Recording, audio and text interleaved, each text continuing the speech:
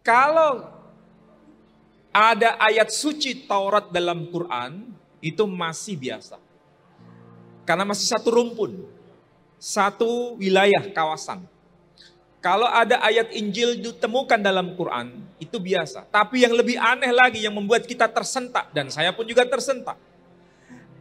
Nama kitab sucinya tidak disebut, tokoh sucinya yang membawa kitab suci itu tidak disebut, tapi ayat sucinya disebut. Ini kalau bukan pekerjaan yang extraordinary, tidak akan bisa menemukan itu. Di dalam Al-Quran itu ada ayat yang berbunyi wa min ayatihi manamukum bil-lail wan nahari wa batiga'ukum min fadli. Ayat yang termaksud di dalam surah Ar-Rum. Dan dari sebagian tanda-tanda kekuasaan Allah, Dia jadikan siang untuk bekerja, mencari rezekinya Allah, dan malam untuk istirahat. Jadi siang untuk bekerja, malam untuk istirahat. Ini kitab suci apa? Ya otomatis Quran. Tapi apakah ini tiba-tiba? Tidak. Ada rangkaian dengan kitab suci sebelumnya.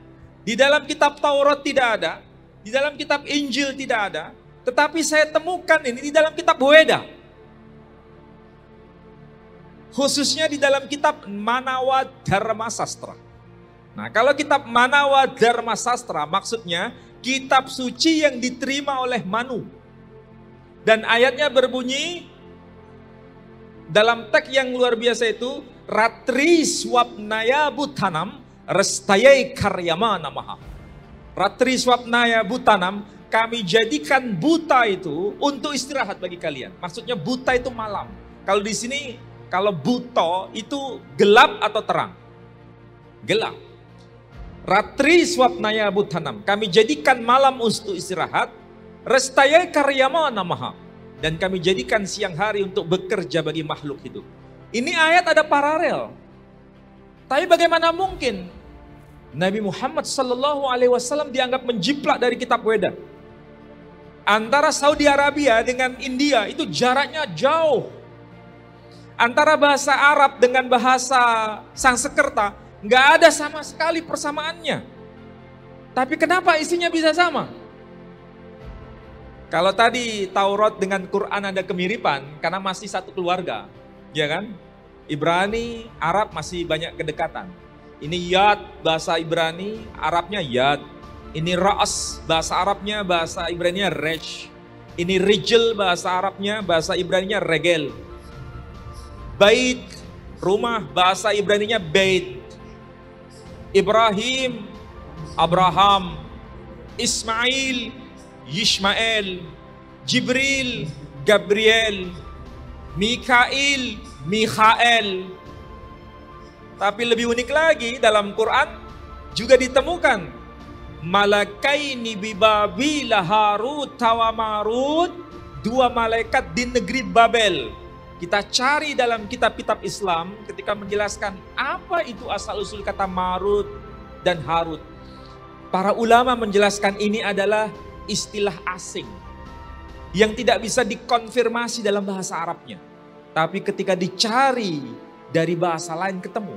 Ternyata dari bahasa Sanskrit. Karena dalam kitab Weda disebutkan Dev Haruta, Dev Maruta.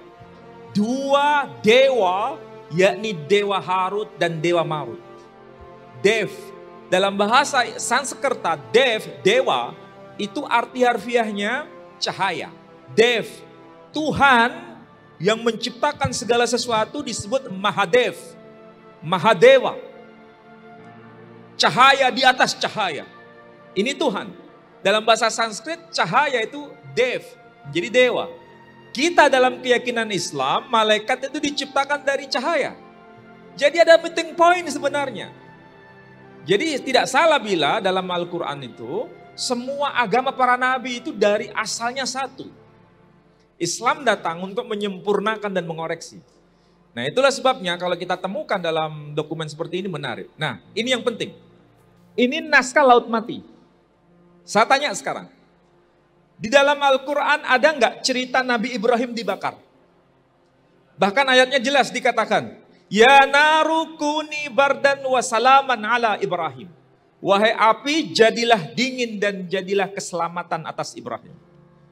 Non-Muslim akan berkata, yang Nasrani misalnya, mana ada cerita Ibrahim dibakar? Nggak ada.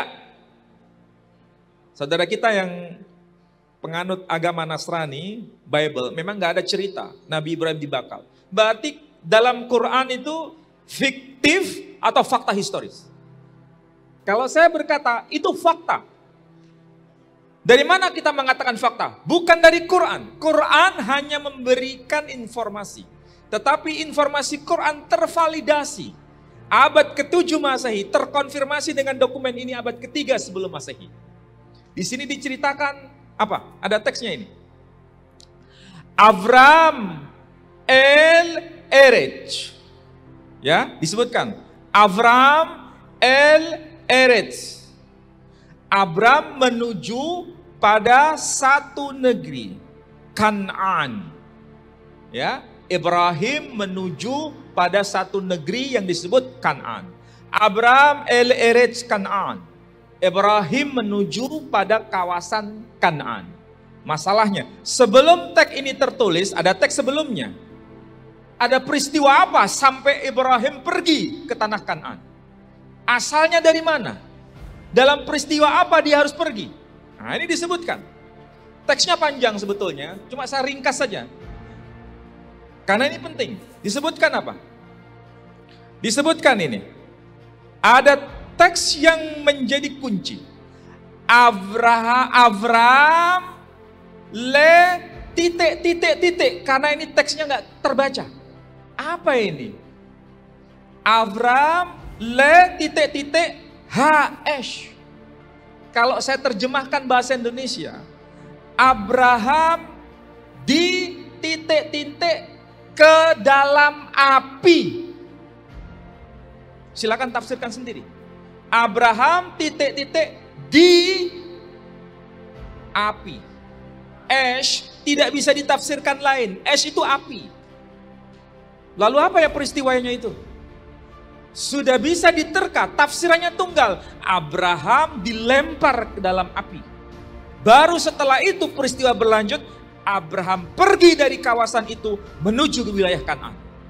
Quran bukan fiksi, fakta. Teksnya dibuktikan dengan abad ke-3 sebelum Masehi. Sudahkah pelajaran kayak begini biasa dalam tradisi kita? Kita paling banter berkata begini, kalau dalam Quran begitu, sami'na wa ta'na, selesai. Tapi bagi kita tidak cukup. Tidak cukup begitu. Kalau kita bicara di luar Islam, mana buktinya kalau dikatakan demikian? Sama seperti tadi. Quran berkata, وَلَقَدْ كَتَبْنَا فِي الزَّبُرِ مِنْ بَعْدَ الذِّكْرِ أَنَّ الْأَرْضَ يَرِثُهَا عِبَادِيَ الصَّالِحُونَ. Dan sungguh telah termaktub dalam kitab Zabur bahwa di dalam kitab Zabur tertulis bumi ini diwarisi oleh orang-orang yang saleh. Kalau saya bertanya begini, tolong tunjukkan bukti bahwa dalam kitab Zabur tertulis ayat begitu. Minta saya bukti. Apakah kita berkata, ya dalam Quran tertulis begitu? Oh, no. Saya minta bukti. Katanya Quran dalam kitab Zabur tertulis ayat begitu. Tolong tunjukkan buktinya. Bisa nggak tunjukkan bukti? Kalau nggak tunjukkan bukti, bisa jadi ini hanya merupakan fiksi. Tapi bukan fiksi lagi ternyata. Terjawab. Naskah Laut Mati membuktikan. Dalam kitab Mazmur Zabur tertulis Sodikim Yirithu Eretz. Bumi ini diwarisi oleh orang yang saleh dalam kitab Mizmor le David. Mazmurnya Daud. Berarti Quran bukan bullshit. Al-Quran itu fakta.